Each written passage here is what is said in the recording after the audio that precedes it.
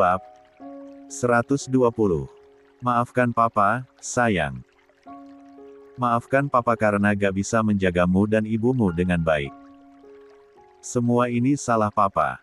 Davin berujar dengan air mata yang kembali menggenang. La merasa bersalah atas apa yang menimpa istrinya itu. Enggak, Mas. Ini bukan salah, Mas. Ini salahku yang gak nurut sama perkataan, Mas, timpal Ayu sambil meraih tangan Davin lalu menggenggamnya hangat. Mulai sekarang, aku janji, akan selalu mendengarkan perkataan Mas. Aku gak mau jauh dari Mas lagi. Aku takut. Aku gak mau hidup tanpa Mas lagi meski hanya satu hari. Aku takut, Mas, takut, lanjut Ayu dengan buliran bening mulai menuruni pipi.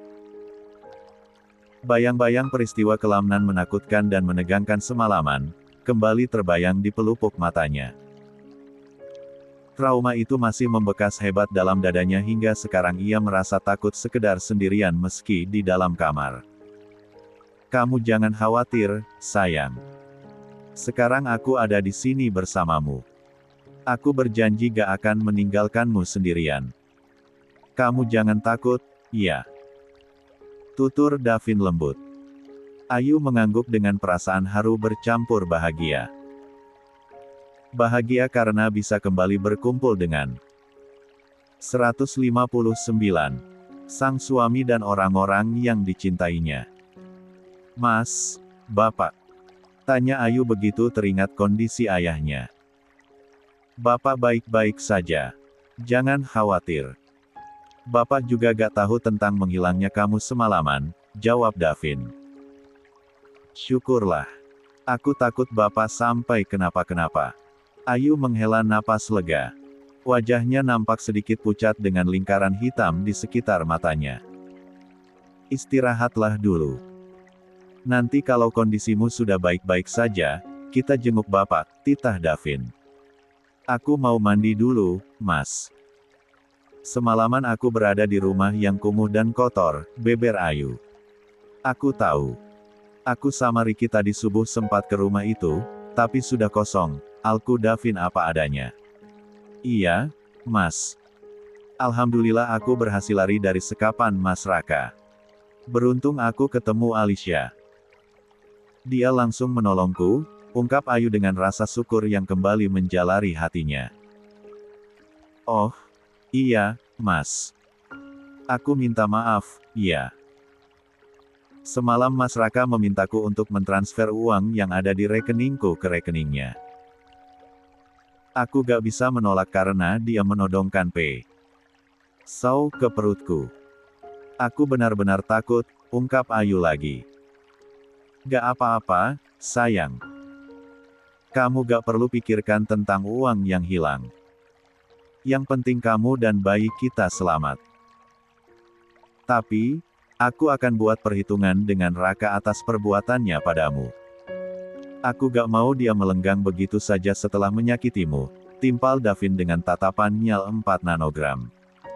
Kedua tangannya mengepal dengan rahang mengeras. Yang penting kamu tetap hati-hati, Mas. Karena bagiku, dirimu lebih berharga dari apapun, timpal Ayu dengan mata berembun. Davin mengusap sebutir air mata yang sempat jatuh di pipi sang istri. Aku berjanji akan selalu berhati-hati. Demi kamu dan calon bayi kita. Juga calon anak-anak kita yang lain. Loh, memang Mas mau punya berapa anak? Tanya Ayu dengan pipi memerah. Berapa ya? 3, 4, atau 5 ya? Timpal Davin dengan telunjuk yang disimpan di dagu. Waduh, harus siap-siap nih, kelakar Ayu sambil tersenyum lebar. Siap-siap apa? Bikinnya ya. Balas Davin dengan candaan.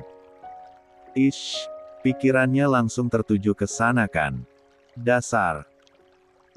Ayu mencubit gemas hidung mancung sang suami membuat Davin tergelak pelan karena bahagia. Ayo, katanya mau mandi.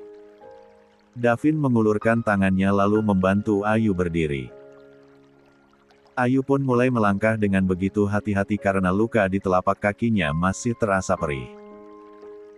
Terlebih saat memasuki kamar mandi dan menapakkan kakinya di lantai dingin dan basah itu. Rasa perih kian menjalar hebat hingga ia mulai meringis. "Kenapa, sayang?" tanya Davin yang masih membersamai sang istri. "Perih, Mas. Semalam aku berlari gak pakai alas kaki. Jadi ada beberapa luka karena menginjak sesuatu. Aku Ayu apa adanya."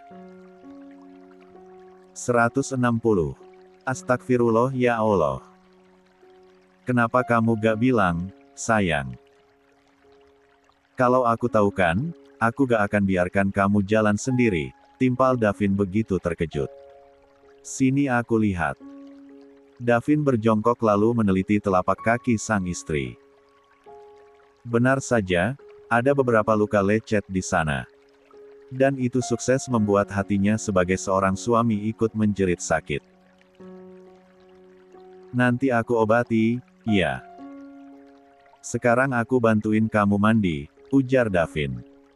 "Gak usah, Mas, aku mandi sendiri aja," cegah Ayu tak enak. "Enggak. Aku temenin pokoknya. Sekalian memastikan tak ada luka lain di badanmu, sayang," kukuh Davin. Ayu mendengkus pelan. "Baiklah.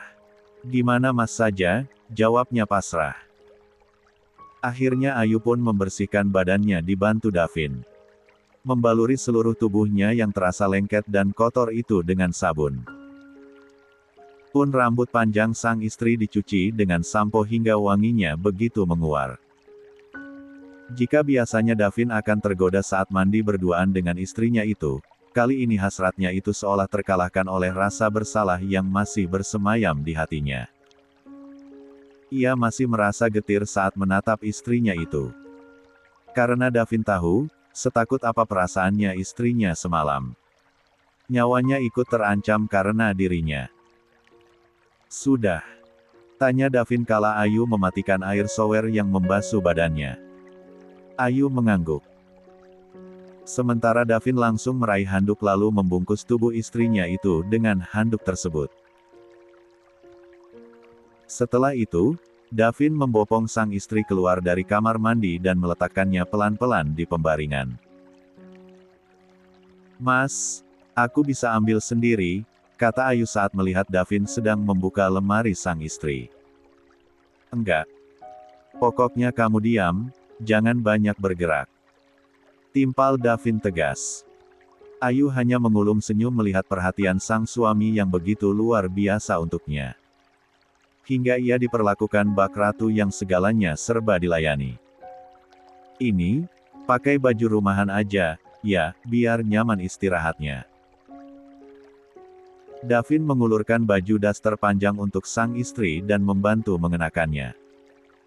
Tak lupa, Davin pun mengeringkan rambut basah istrinya itu dengan hair dryer dan langsung menyisirnya hingga rapi.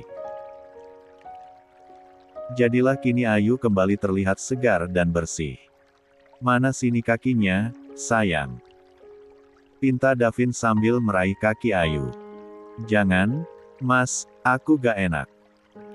Biar aku obati sendiri," cegah Ayu buru-buru. "Sayang, aku ini suamimu. Kenapa harus gak enak segala? Jangan sungkan, ya. Sini aku obati."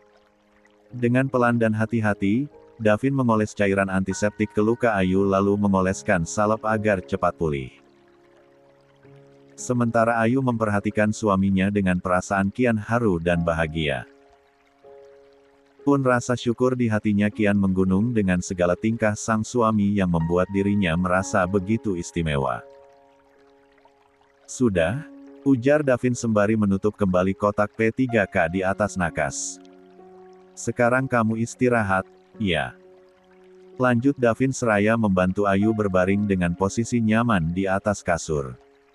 "Mas gak ikut istirahat sekalian?"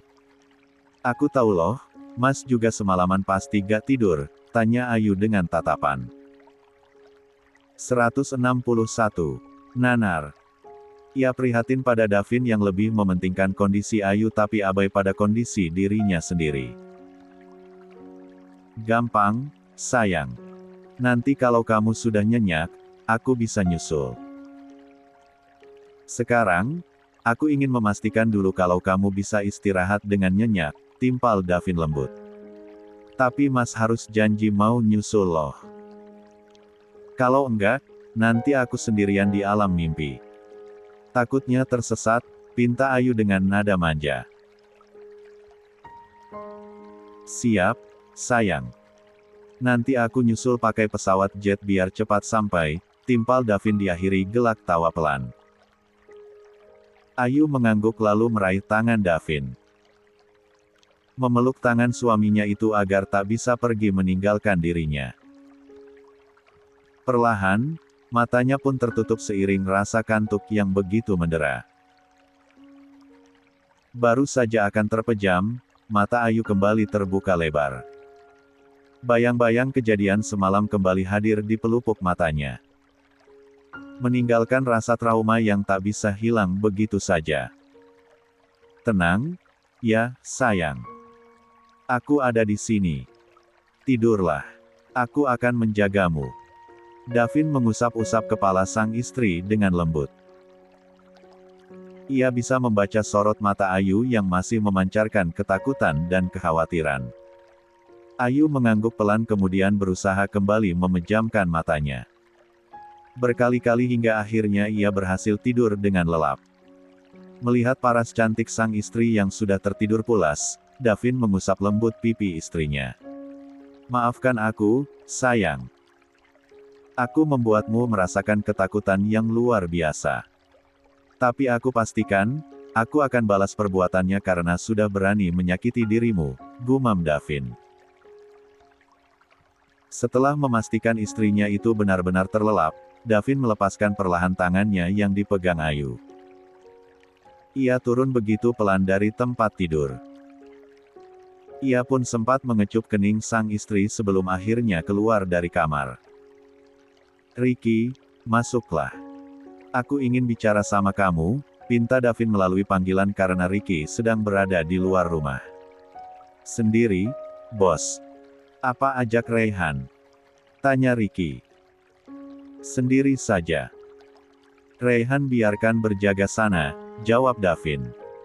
Langsung ke ruang makan aja, iya. Sekalian kita sarapan. Aku tahu, kamu juga belum sempat sarapan, lanjut Davin. Siap, bos. Sahut Ricky lalu panggilan pun berakhir. Davin melirik jam dinding. Jarum pendeknya sudah menunjuk ke angka 9 lebih dan hampir ke angka 10. Pantas saja perutnya kini mulai perih dan meronta minta diisi. Karena ia terakhir mengisi perutnya kemarin siang. Davin duduk di kursi ruang makan sambil menunggu Ricky. Di dekatnya ada Mbok Sumi yang kembali menyajikan menu makanan yang sempat dibereskan tadi. Dibantu Nuri yang sejak tadi hanya menunduk dan tak berani menatap majikannya itu. Duduklah. Kita makan bareng. Entah sarapan atau makan siang namanya, ajak Davin pada Ricky. Ricky mengangguk lalu duduk di kursi di hadapan Davin. Keduanya pun mulai mengisi piringnya masing-masing dan melahap makanan itu dalam diam. Karena Davin sendiri belum membuka suara. Seolah membiarkan Ricky untuk menikmati dulu makanannya. 162.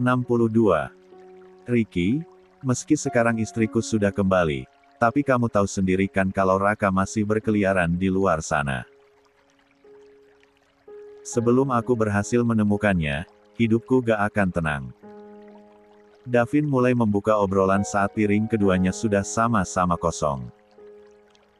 Aku tahu, polisi pun sedang mengerahkan aparatnya untuk mencari keberadaan Raka. Tapi aku gak bisa menunda lebih lama lagi. Bahkan hanya dalam 1 hari saja. Aku ingin cepat-cepat menemukan keberadaan dia.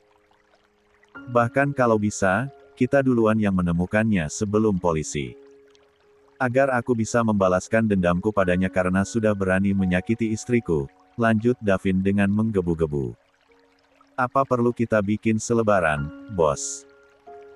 Atau mengumumkan lewat media sosial? Bukankah sekarang kekuatan medsos sudah luar biasa? Saran Ricky sambil menatap Davin fokus. Cara apapun kita akan lakukan demi menemukan keberadaan dia. Aku rela melakukan apapun demi keselamatan keluargaku, timpal Davin sungguh-sungguh. Ia kini tak ingin hanya mengandalkan polisi dalam mencari Raka. Karena keberadaan saudara tirinya itu di luar bui, sangat membahayakan keluarganya. Siap laksanakan, bos. Bukan hanya bos, saya bahkan rela mati demi keluarga ini, timpal Ricky. Mendengar hal itu, Nuri yang dari tadi diam-diam menyimak pembicaraan Davin dan Ricky langsung menoleh. Perasaannya semakin kacau dan tak karuan. Jari-jari tangannya semakin bertautan erat menandakan ini ia sedang bingung bercampur panik. Kalau gitu, saya berangkat ya, bos. Saya akan mulai buat selebaran. Kalau perlu, saya gak akan pulang dulu sebelum bisa menyeret Raka ke hadapan bos, lanjut Ricky sambil bangkit dari duduknya. Baru saja kaki Ricky mengayun satu langkah, suara Nuri tiba-tiba menghentikan dirinya. Mas, aku sepertinya tahu di mana Tuan Raka berada. Aku Nuri membuat Davin dan Ricky sama-sama menatap terkejut ke arah wanita itu bersamaan. 1. Suasana sempat hening sejenak. Davin dan Ricky pun langsung saling tatap karena merasa heran dengan pernyataan wanita yang sudah dianggap bagian dari keluarga Adiputra itu. Ya, meski Nuri awalnya ditugaskan untuk mengurus Pak Damar, tapi sampai kini dia masih berada di rumah itu walaupun Pak Damar sendiri sudah pulih dan bisa mengurus dirinya sendiri. Nuri diminta untuk membantu Mbok Sumi dan asisten rumah tangga yang lain. Mengerjakan pekerjaan rumah apa saja yang bisa dikerjakan. Mbak Nuri, apa yang Mbak katakan? Tanya Ricky sambil melangkah mendekat. Nuri kian menunduk dalam. Jari-jari tangannya semakin bertautan erat. Suara isakan kecil pun mulai terdengar dari mulut wanita berstatus janda tersebut. Mbak Nuri, kenapa malah menangis? Katakan ada apa sebenarnya? Cecar Ricky tak sabar mendengar lanjutan penuturan wanita yang mulai mengisi hatinya itu. Saya minta maaf. Saya benar-benar minta maaf. Nuri kembali membuka suara diikuti guncangan tubuhnya. Tangisnya kian mengencang. Minta maaf. Minta maaf untuk apa? Lagi-lagi Ricky yang kembali bertanya.